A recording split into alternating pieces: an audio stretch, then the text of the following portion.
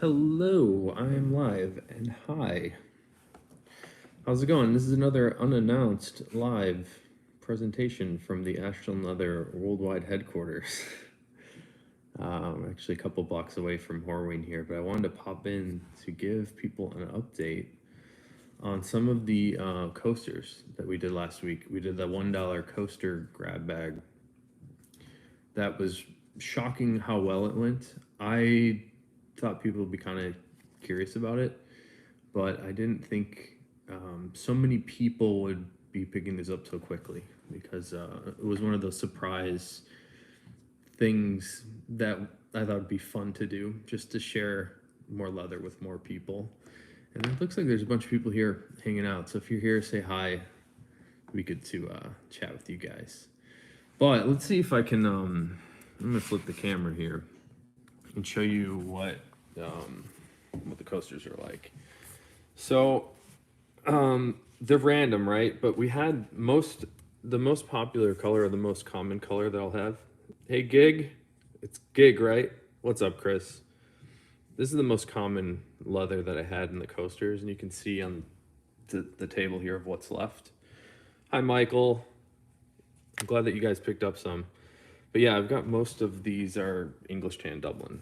And even in the English tan, there's kind of like a range of color that you can see. This one's like a little bit more orangey.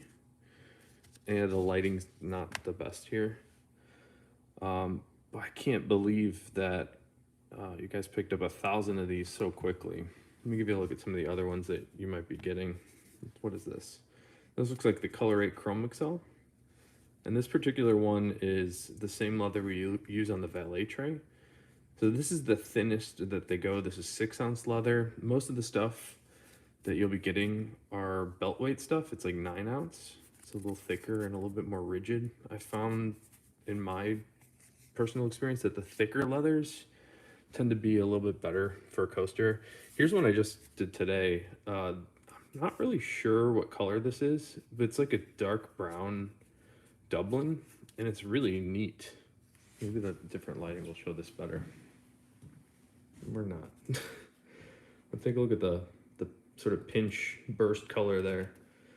It's a really nice piece there, and we didn't even do anything to it other than stamp it.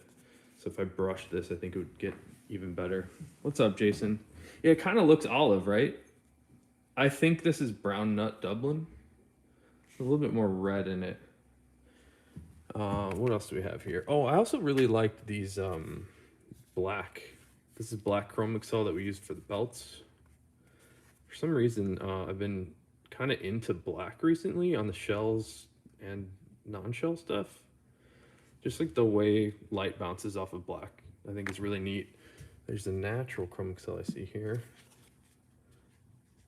You can see a little bit of the pull-up color from the natural chrome excel.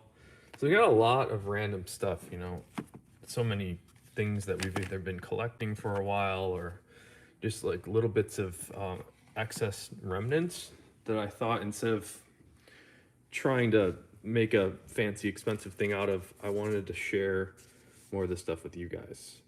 So I'm really glad that you guys picked them up, and it's been, I kind of messed up. I'll flip the camera around. I kind of messed up because I probably shouldn't have done 1,000 while we're trying to prep for holidays. It turns out us shipping out, 200 orders in a day was like too much of a tall order for us. We're more used to shipping like max 50 orders a day, which is a lot of boxes and a lot of packing and all that. So we're kind of just not set up to do that much. So I was really surprised at how quickly these coasters went, and they're cool. And $1 is kind of like, why not? So I'm really glad you guys picked these up. But I also wanted to show you. There's a couple more things. Really significantly here, maybe for me, I've been really enjoying this YouTube channel called The Vintage Future, and I noticed he has like no subscribers, and I came across his channel organically because my video on Grant Stone, I interviewed Wyatt right over there a couple months ago, like right before COVID was going on.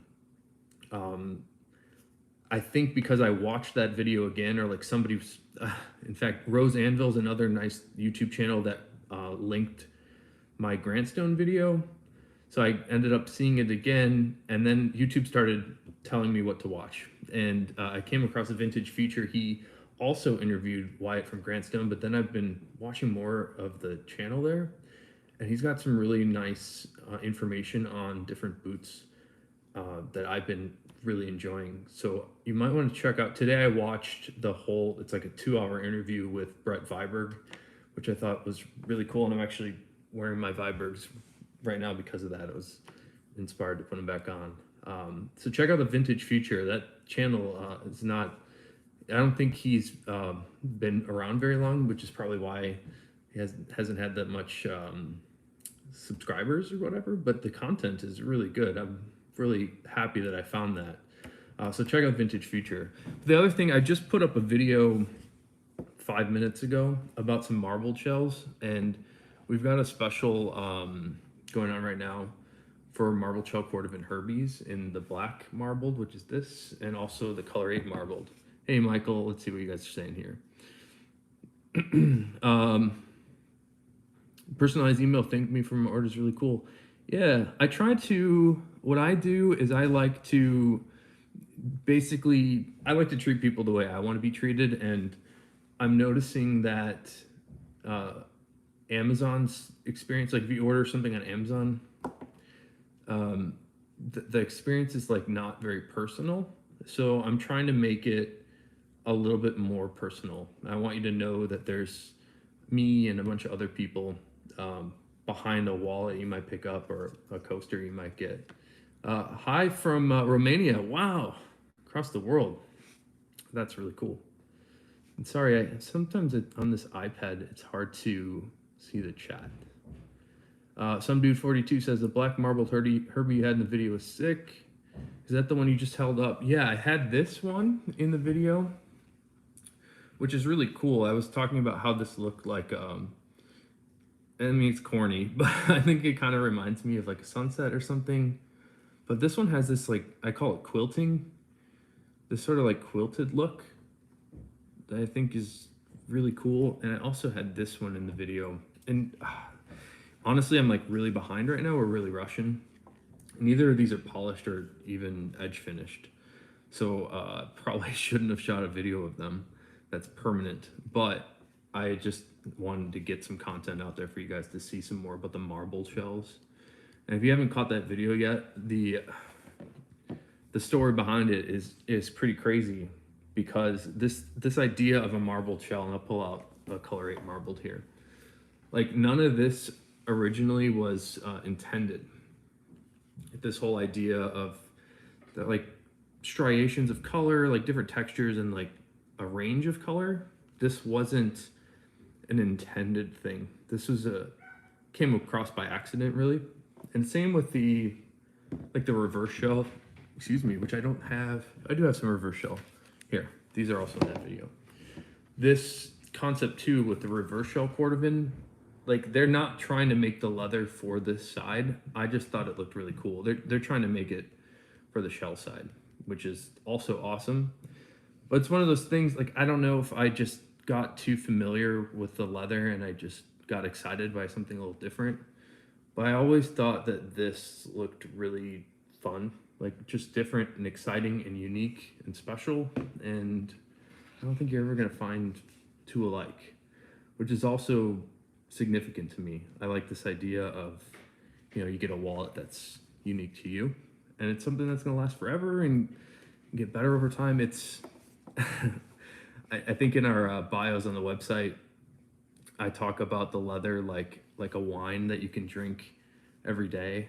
And to me, that's really true. It's like, I can't think of anything else in the world that you can use every day that just gets better. There's not a lot of stuff that happens with. So I think something like the Cordovan, it's really special, but there's so many different leathers, like not even just Horween stuff. I think just leather's a great material. And sorry, I saw you guys are chatting here. See if I can dig this up. Black and tan, like a Guinness and harp. Is that what black and tan is? Joe says, "Love the coasters. I have one from the maker's box I use every day. Has a patina under the coffee cup." Yeah, the heat will change these a bit, but the coaster you have is probably a little bit different. This impression that I've been putting on the new ones is new. This is probably the first time. Viru Andre Silvio, love your videos, and also have developed a new style of wallet with veg tan after your work. That's awesome, man. You should you want to send me a photo of whatever you made? That'd be really cool. My email address is phil@ashlandleather.com. And maybe I can chat here. I don't know if I can write that. Looks like it won't let me. Anyways, phil@ashlandleather.com. I'd love to see what you're making, because it's, again, for me, it's all about sharing this stuff with you guys, with the world. Yeah, I'd love to see it. Let me show you some more of the marbled stuff, because I have this. This is our bin of shell Herbies. Maybe we just pick them out one by one, because like this one's crazy. Really like all these random patterns, and that's why people, when you're interested in these, I highly suggest sending me a message, because what I do is I'll send a few photos back at you of what's available, and then you can get one that you like. So I think that's really cool. They're all really cool, but some of them are darker, some of them are lighter, some of them have like one spot of orange like that. The inside here is really neat. Let's look at some color 8. The color 8's really neat too. And this light is not the best, but there's a good amount of like oranginess in this guy. It doesn't look like it's showing up properly. And check out the like this middle slot here. That's really neat. This one has like a funky pattern right here on the right. Here's one more. And this one's got something sort of cool on the inside. I noticed on this one and on this, a lot of the times we don't see this on the reverse side of a color 8. Usually this greenish color is more of like what you see on a reverse black like this. But this is marbled color 8, but for some reason it's black on that side, or green on that side, which is really funky. So that's all I wanted to talk about today. I have no other agenda. So if you guys want have any questions or want to talk me up on something, I'd love to. Hey Ed, you're only a couple miles away. We've had unusually nice weather for the middle and end of November. So hopefully you've been getting out and enjoying it. Although we're kind of locked down right now, right? We're not really able to like go do stuff. So it's a little strange. Oh, there's 2 more things here. I snuck these up on the site. So people that are here for a live chat, you probably be the first to see this, because I'm not going to announce or like try to promote these at all. But I've got a little sale going on unannounced for this Amaretto Shell Tony, which this is my favorite shell color. And I can't shut up about how much I love this color. It's like that really nice, vibrant, orangey tan. And it's like a dramatic shift in color when you look at it at different angles. I think this leather's insane. But we're selling these for a little bit of a discount. I'm going to advise people. I mean, it's hard to know if stuff's going to sell out, but we've got a holiday sale going on that starts on Thanksgiving. So if you want, you can double down and use our site-wide sale coupon code for some of these other items. So I would wait for that, but they're up there. And also another rare color is up. Hey Tremaine, good to see you. I want to show you this color too. I noticed that it was really difficult for me to capture the vibrance of this color in some photos. but this is the ultraviolet show Cordovan. And if I look at it at some angles, it kind of looks color 8-ish, and other angles, like this really vivid magenta pops out, and I have no idea if you'll be able to tell. But it's one of those things that's like almost impossible to capture digitally. It's almost like you have to look at these things in person. But you can see a little bit of that vibrance there. So I've got some ultraviolet bugs Moran up there. I've got a couple of the all reverse black foxes also up that I really like. And we don't do enough of a good job explaining why this is cool, because I need to get some more customer photos. So what's up, Jose? Sorry. I need to get some more used photos of stuff, because I get a lot of people that say, what does ultraviolet look like when it's worn in? And I just don't have one. I don't have one of everything that's been worn for a while. But the reverse shell that I've seen wear in, it gets really, really glassy and shiny and darker. I think it looks really neat.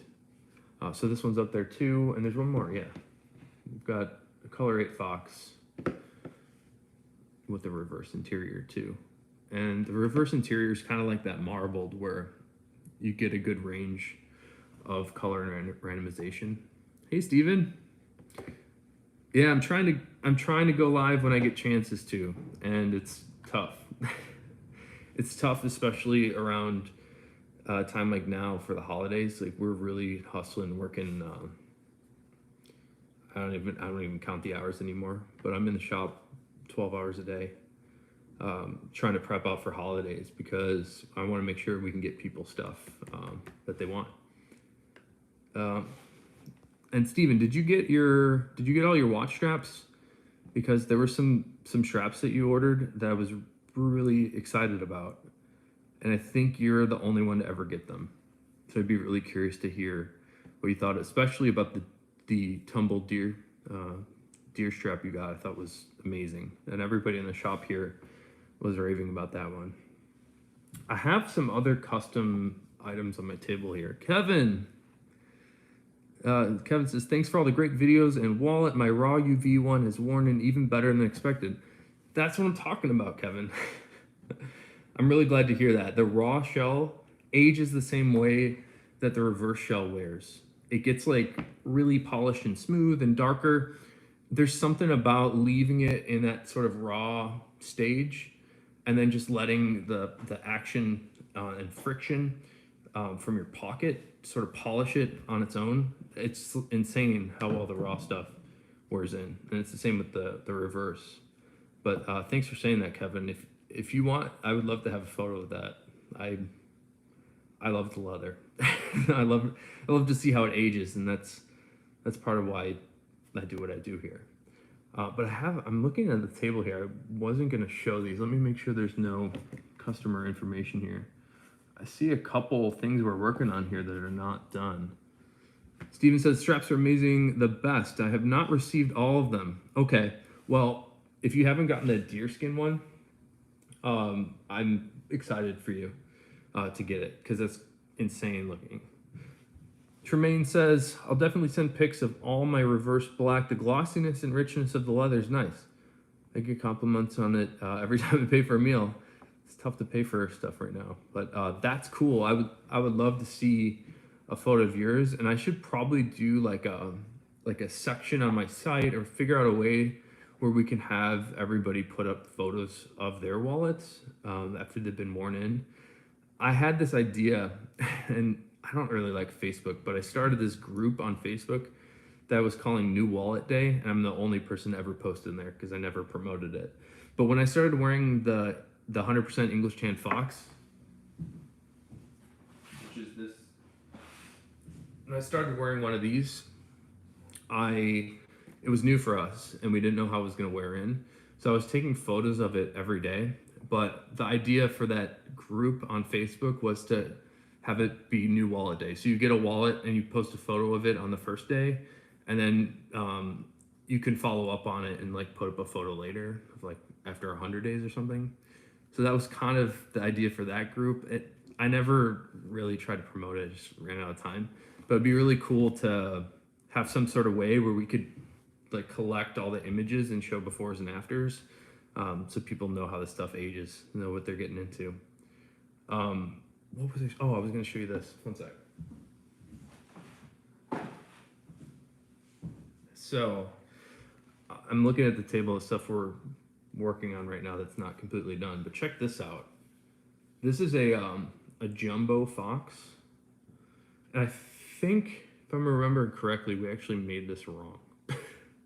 But on the outside it's black shell, and on the inside it's color 8 shell, and that's a lot of shell. Again, we're still working on this one. We gotta edge finish it and polish it. But all these layers of huge pieces of shell Cordovan on the inside are super cool. The jumbo fox is a little different, where we have this like extra bill slot in the back here, a little divider. But we do have like 2 hidden card slots, and then there's 1 additional card slot here, as opposed to on the regular fox that has the 3 on each side. And there's one other crazy piece of shell here that I'm going to show you, but I gotta hide customer's name. All right.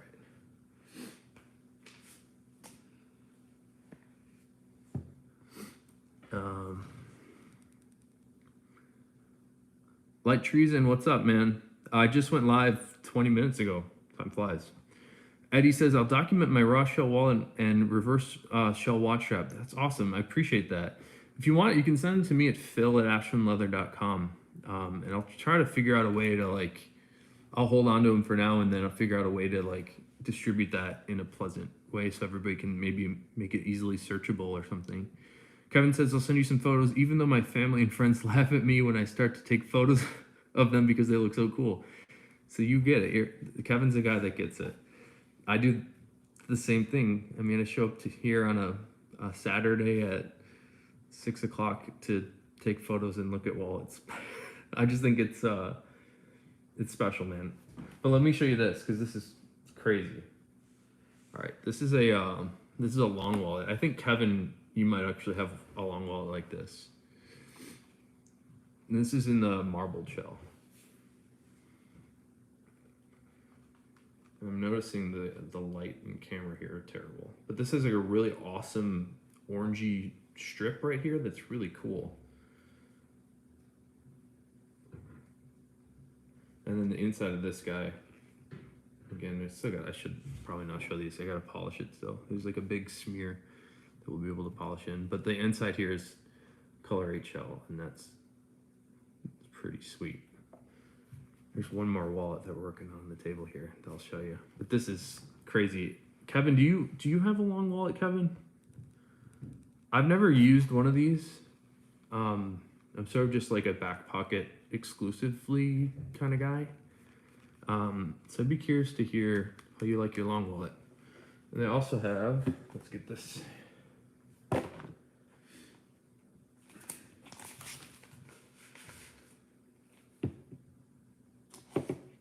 Try to not give away people's addresses. This is really cool too. This is a Johnny the Fox in all reverse color 8, and it's reversed on the inside too. I really like these. I should probably make my next wallet a reverse one and document how it wears in. Nice, Kevin. I'm glad that you love them. I wish I had a desire to use a long wallet. Like, do you put it in your breast pocket or do you put it like in a bag? I kind of get insecure if I'm out and about and like my wallet's not in my pocket. I'm one of those guys that's kind of always feeling for it. Instagram. We could do it on Instagram. Maybe I make a channel on Instagram or something. That's a good idea. I'll figure that out. Or maybe it's just a hashtag that you can like filter by. Floyd says, loving the belt weight brown Chrome Excel Apple band. Yeah, you know, this is growing on me. I came to work one morning and one of my teammates here just said, hey Phil, I made you something. And she made me this Apple Watch band in the English Tan Dublin. And she said, what do you think? And I said, that looks awesome. I really liked it. And then I thought about it, and I was thinking that the section here where it sort of folds over, I was kind of feeling like, and we thinned down these keepers to make them a little bit more appropriate for a keeper, so you don't just have this honking thick keeper. But I was kind of thinking that this bulkiness here was like a little much. Like I wished that this would sit a little bit better without me having to press it. So for that reason, I think that's just unavoidable with a thick veg tan leather like the Dublin is. And for that reason, I think that the 6-ounce leather, which is what we normally use, is the like perfect thickness for an unlined watch strap or even a lined watch strap. But I think the chunkiness of the thick leather sort of like balances thicker watches a little bit better. But yeah, man, I think actually I really like the way English Tan looks with black. And it kind of reminds me of how this ink stamp in the center of amaretto like makes all the amaretto look better. I don't know. There's something weird about that. Let's see. You guys are chatting about stuff.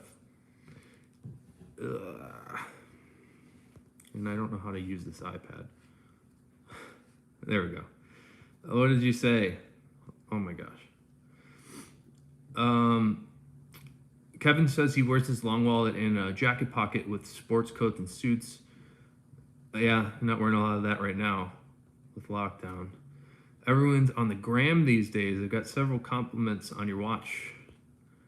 Did you miss the coaster showcase? Yes, you did. Let's do it again, man. All right, let's do it. Let me give you the whole thing.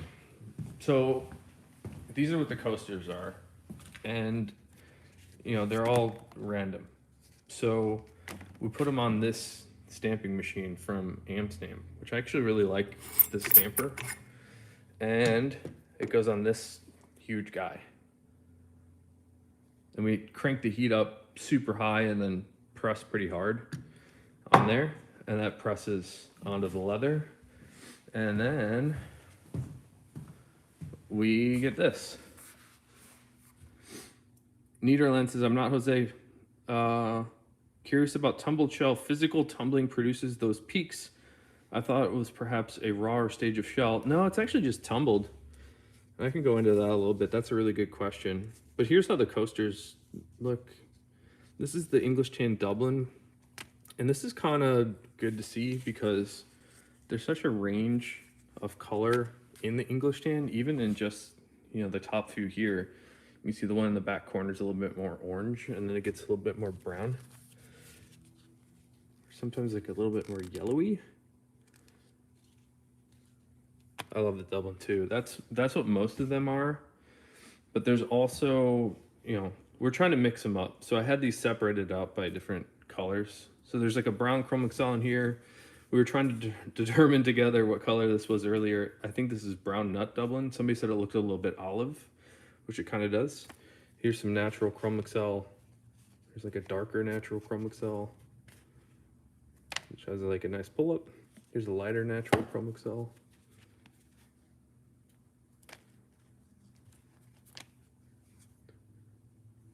And let's see, kind of like this. I don't know, brown nut Dublin is correct, but I only have a couple of these, so I don't think a lot of people got those. But I also really like the black, which is here. I thought the black chrome excel turned out really well. So there's you'll know if your coaster is chrome excel or Dublin because all the black chrome excel that we're using is on a natural back. So the cross section will be natural, and the back flesh side will be natural, and the grain side, which is this, is stained black, sort of polished smooth. But the Dublin ones, if you look at the cross section, like I can eyeball, that's Dublin. Let's see. So the Dublin ones are really, really neat too. Actually, this is chrome excel, excuse me. So there's two different chrome excels in here. This is the belt stuff, and then this is the valet tray stuff that we use, which is mill dyed. but there should be some Dublin in here. I forget where I put those. Oh, maybe they're right here. Yeah, that's Dublin. That's the Dublin. You can really see like the graininess, perhaps, of the black Dublin. So I actually like this a lot too, but I think the black Chrome Excel is my favorite. This guy, just because it's like so polished. Thought that was really cool. So I try to get caught up on chat here and then go back to working. Yeah, coasters.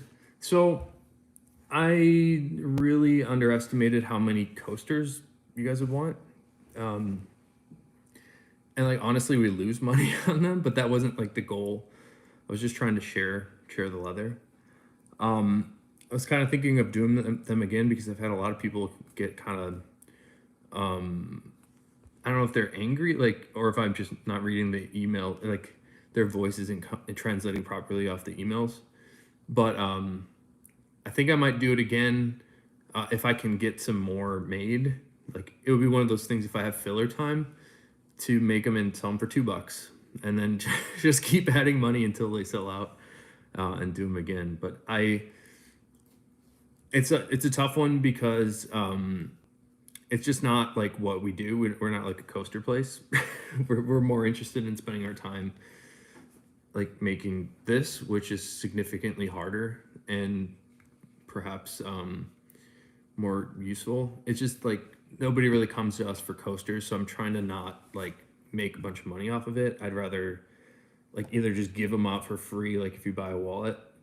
But when I get 150 orders for 1,000 total coasters, it's like it's a difficult challenge for our business because we're small. Like just the logistics of packing all that and shipping it, it's more significant than I probably should charge more for it. But whatever, it's not a big deal. Just to give you an idea, like we're shipping a $5 set of 5 coasters, and it might take like some places it was costing like $7 to ship it. So it like, and even if you paid $5 for shipping, that's like, I also have packaging and like these cloth bags we put it in. So it's like, it's more of like a fun thing to do. So I don't really want to make it like a permanent dollar coaster for everything. Just cause like it would hurt us. It would hurt us from being able to do more stuff. Like I've spent half days for the last 3 days just cutting and stamping coasters. So I could be providing more value than doing that and packing coasters and shipping coasters. It was just a little bit too crazy. Let's see. I like good Chrome Excel. I've got a shot Perfecto delivery jacket in brown. Haven't had much opportunity to wear it. That's awesome. I really like the shot stuff. I really like some of the arrow stuff too. And I don't think a lot of people are doing like real leather jackets. Like you can find a lot of kind of dumpy leather stuff, but the shot stuff is really nice and the arrow stuff is really nice.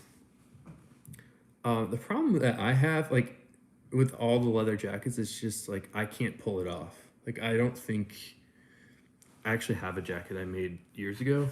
I'm just not like cool enough to wear it. And the other problem is it's super heavy. So I made, it's getting dark over here. I got this jacket. I'll show you because I think it's cool. I just can't really pull it off.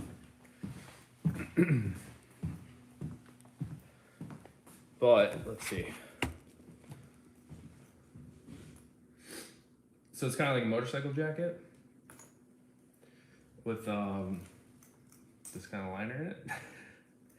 So I only made a couple of these, and what I thought was really cool about it, the idea was, this is made out of horse fronts, in the same leather that we use on the Johnny the Fox interiors, but I had this specially finished a little bit differently than we do on the Fox interiors.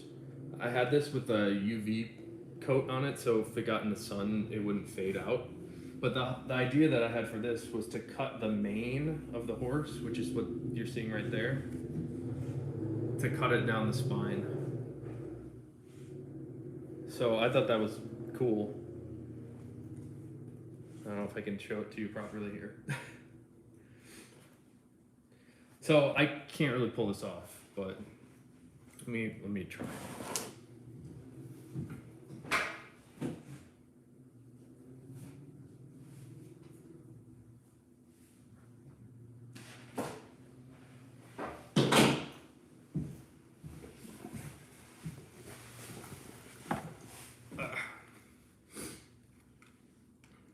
There we go. It's like way too cool for me.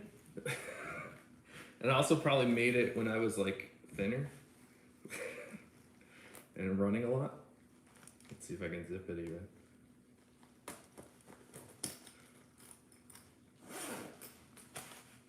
It kind of reminds me of like, it kind of reminds me of Star Wars. Like, I think at the end of A New Hope, Luke Skywalker's like wearing some silly jacket like this. But it's a little, I don't know, like a little too like awesome for me. So, I don't know, I just can't, I'm not cool enough to pull it off. It's like very 70s, right? Floyd says, do you think you guys will ever do more Horween horsebutt wallets besides the one-shots? I actually have, yes, we will. I actually have some, what do I have? The work shoe butt that Viberg is sort of popularized. It's Chrome Excel work shoe, which is like, it is the shell inside of Chrome Excel horse butt. It's like crazy dense. And I think it's just way inappropriate for a wallet. I haven't found like a really good use for it. But that'd be cool to do. The problem with the strips, like the regular horsehide strips, and Horween calls them veg strips or like russet strips. The problem with them is they're also like crazy firm and dense. It would be like making a wallet out of like a leather outsole on your shoe or something. So it's just like a little too thick, a little too firm, and like very inconsistent for like the grain character. They're rough, like, and all horsehides rough, including the horsehide that I used on this jacket. There's like a lot of little imperfections, like scuffs and scratches, like you might see some here. Like there's a lot of like little imperfections in the horsehides. Bottom line is like the older the animal is, the more opportunity it's gonna have to get scratched and scuffed up, like on a fence or something. So that's one of the problems with the strips. But the one shots that we did, I actually might have one.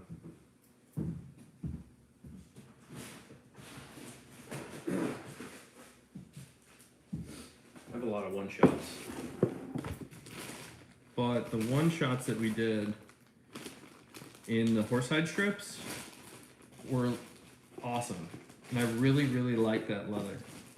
I think they're all sold out. Yeah. I think we sold out all of those. But, so that was a leather that Skip helped me with like years ago. Because I always wanted, basically my idea, maybe like too smart of me, but I wanted to market the raw Cordovan with the horsehide strip, and I was going to call it raw veg and raw shell because they're pretty like similar ideas. But the problem was making it thin and soft enough and like consistent on the strip. So Skip actually was able to make one, but we weren't able to reproduce it again. So we're working on it. Skip and I talk frequently, and I'm always hounding him about the veg strips because I think it's incredible. I think that leather is insane. So I want to do it, and I think like my original idea was to have the raw veg, I was going to call it, on all the wallets. But because I couldn't do that, we started doing Essex, and we had issues with the Essex, and then I started doing the stockyard leather, which you may not be familiar with.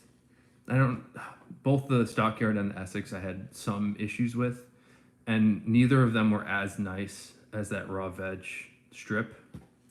So I want to get it back. But I'm glad people are able to get the one shots in those. I got to shed my COVID weight.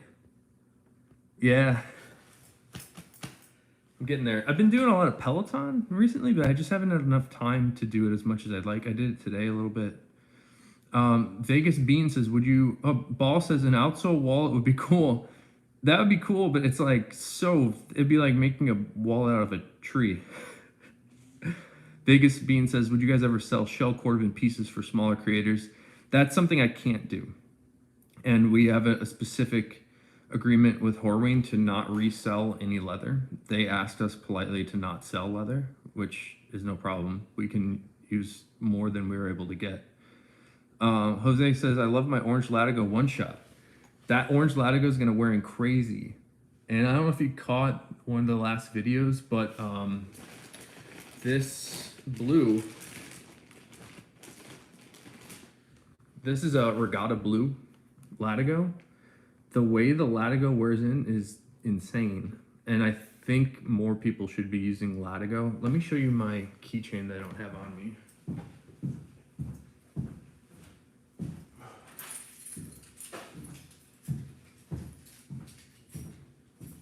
So the way that the Regatta blue wears in is like this.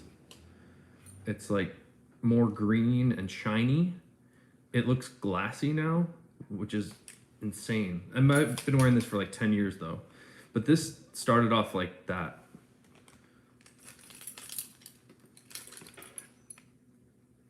To give you a sense of how cool the Latigo ages. I think it's awesome. There is another couple one shots in here that I think are underappreciated. I really like the Whaler, which I think people have been seeing and they just go, that's awesome. But this glazed Whaler that's in that blue color is incredible. It's like really bitey, like has a really great firm yet supple feel to it.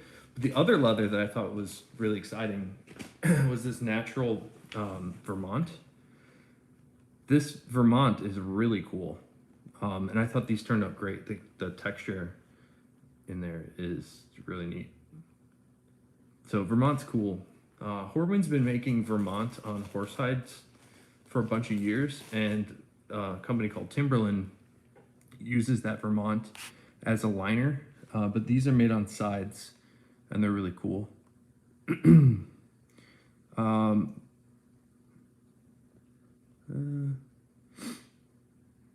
I forget what Vegas's question. Oh, I can't sell the Cordovan. Wondering why Horween doesn't sell to small creators rather than Ashland. I assume you mean other than Ashland. Horween is not set up to be like a retail place. Basically, think of Horween as like a textile mill. Like they're only good at selling literally truckloads of leather. That's like how they're set up to produce. So the other problem is like not just physically for shipping, but like their drums, like each drum of leather, if you were going to order from Horween, you got to order 2,000 feet of one color, one thickness, and one leather type. So you're probably not going to want to spend 20 grand with Horween. You could, if you got 20 grand to buy just this, you can go do that from Horween. So they're just like not a direct to smaller guys like me type of place.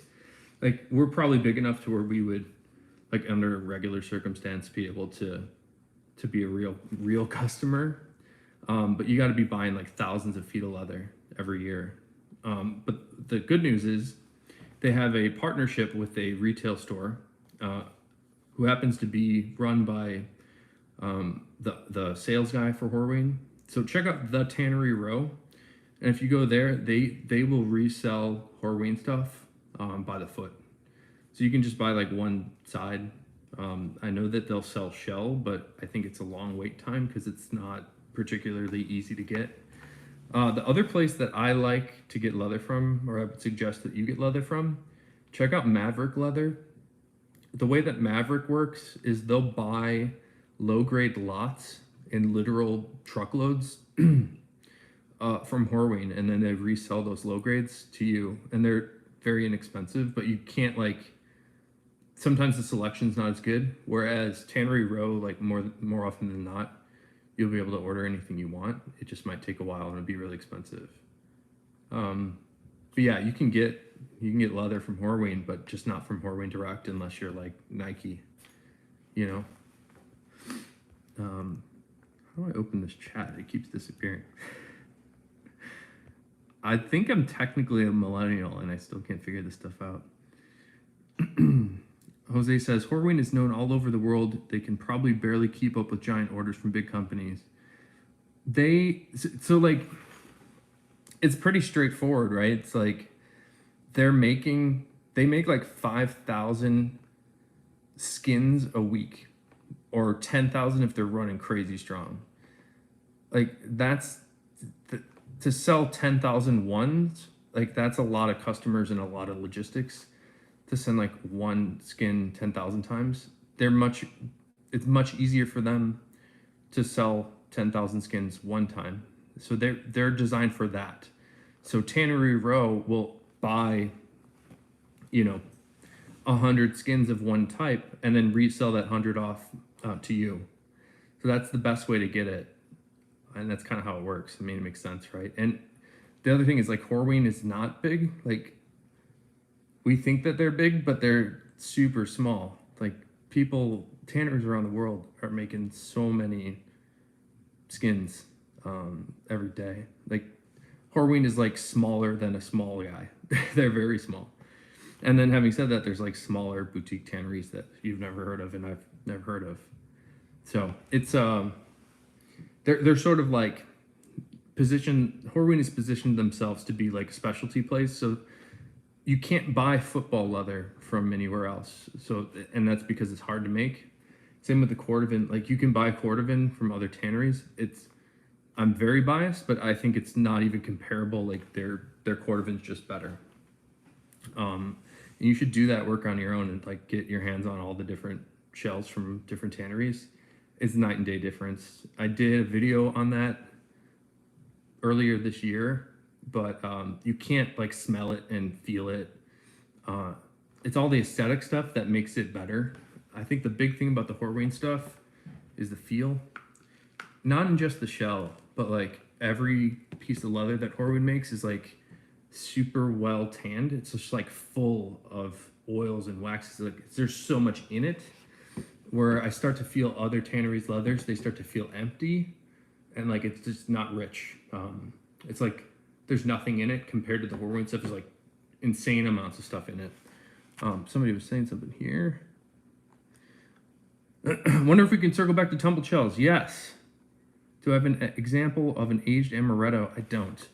But all the tumbled shell is literally it's literally tumbling the shell. But the reason that that's different than most leathers, like what do I have? I don't really have a lot of leather to tumble here. But like this Vermont, let's say. This leather is tumbled and it gives you that sort of like peaks and valleys look, right? But the reason that tumbling a piece of shell is crazy is because shell doesn't crease. And that's why people like shell. But it does, like if you really, really beat it up and smack it, and they do the tumbled shells in a steam heated drum, if you really break down those fibers, it does sort of pucker a little bit, but it never creases like a nice tumbled thing. So it's different. And Skip Horween's crazy enough to try that. So that's what he did. That's how the tumbled shells came about. He just threw them in a mill. It's crazy. It's always like one of those things like what would happen if, and he just threw it in a mill. But the highs and lows of color in the tumbled shells are from a couple things. When it's tumbling in that mill, the parts that pebble up and sort of like pucker, the valleys will never get touched by the edge of the drums. So what happens is when it's spinning around in the drum, you're actually polishing the tips of the peaks, so they'll become darker. You're sort of like burnishing just the peaks and leaving the valleys untouched. Tim Geist says, Tannery Row. Oh, I missed Ryan. Ryan says, Ashland plan on ever making shell belts. I have plans. That is a tough challenge. I've been trying to do shell belts for a long time. I think we've never fully gotten it to the place that I've been happy with. There's a couple different designs that exist that I don't think are good. Like, they're flawed. Like, one of the belts, okay, backing up. Problem with the shell belts is the shells are only like this big, or sometimes this big, and they're ovals. So like nobody's waist is that narrow. So you have to use multiple pieces of shell and then put a backer underneath it to get the length like of a belt. And belts are really long. So most places will do 3-piece shell belts, and when they construct them, they'll take a layer, one piece of leather and another, and thin down this part and thin down this part, and then sort of glue them together. The thing that I've seen with those that has made me unhappy is that this part like flips off and it kind of like delaminates, and it's stupid. So I'm trying to make one that you take those 2 pieces of leather, you thin it down here and here, and then turn it in, and then stitch it like this, and then face it outwards towards the world. It's a little bit more challenging of a construction. And like, I think we'll do really well with shell belts, but like we can't keep up with wallets right now. So I've been expanding the team. We've added people to Ashland this year. So if I can get caught up on wallets, we'll be doing some shell belts if I can finally commercialize it. But that's not necessarily the easiest thing. But that's a good question. Tim said he got a piece of shell for a special project from Tannery Row. So that's, you can tell I'm not lying. Amaretto shell's about 10 months old. It's darkened a bit. Here's what amaretto shell looks like new, and it's my favorite. Genesis says, just wonder if Ashland has any plans on making iPhone cases, in particular Horween versions. I know Nomad does this sort of stuff, but I'd love to see your spin on it. And then he also said MagSafe accessories coming. Well, we did. So I'll show you my phone. So here's the reason that we haven't done a lot. Like, my phone's not in a case, and I mean that's like a selfish thing. Like, I think we didn't do it because I don't use one, and this is an iPhone 10, so it doesn't have the MagSafe thing in it. We've done some sleeves before, but I think the experience of like putting your wallet in a sleeve and then like you can't hear it, you can't see it, and then having to like pull it out of a sleeve, and then you got this other thing that is just there. Like, I don't really like that experience, but we did that back like in the iPhone 4 days. It's been a while. But I've been really thinking, like I was actually thinking about the MagSafe thing this morning. I think I need to buy a new phone with that magnet in it and start getting to work on that, because I think that's a big deal. And I've already had people email me about MagSafe like on a daily basis. So I got to do that. Ball says, does Derby ever look like Dublin when it's worn? Yeah, it kind of, they both look about the same. The Derby's a little bit more tumbled and beaten up. Jose says, making iPhone cases seems like a real hassle. Have you seen how Saddleback, yeah. So Saddleback does it. I actually really, really enjoy that video that Saddleback put out of them wet molding an iPhone, like sort of like sleeve. It's not a sleeve, like a little outside shell for it. They're doing it the right way, because we actually bought a iPhone like metal blank because we wanted to try that, and then I saw the Saddleback one. I was like, we don't have time to do that. But I really like what they're doing. That is a unique thing that you can do with veg tan leathers, is wet it and let it dry around a mold, and it will hold that shape. So the things that they're doing when they're pulling the strings to close it around that mold is pretty high skill. And then hand trimming it off. They're doing a good job on those phone holders. I don't know what you call it, but I was really impressed by Saddleback, and I'm usually not impressed by Saddleback, so that's cool. I gotta wrap it up here. Rodrigo says, I remember a while back you guys used a non-shell color 4 on the inside of a wallet. Do you remember what the leather was? Oh, we did horsehide Latigo on a fox interior, and it was like kind of like color 4 shell, and we thought it worked really well. The reason I like, I'm gonna wrap it up here. The reason I like the MagSafe option is because you can see like I don't use a sleeve because I like a thinner phone, and I like kind of like the way it looks like without anything.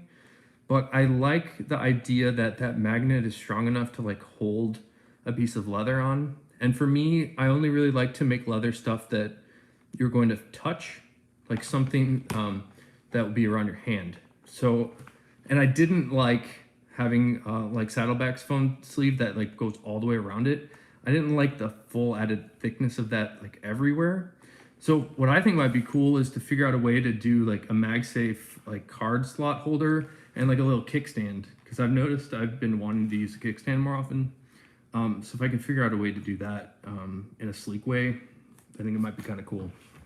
But hey, thanks for coming to hang out in this unannounced video, and thanks for checking out coasters. I really appreciate you guys checking those out, because getting more leather in your hand is going to be a good thing. So I'm gonna roll here, but appreciate you guys, and thanks for checking out my jacket too, and all the kind words.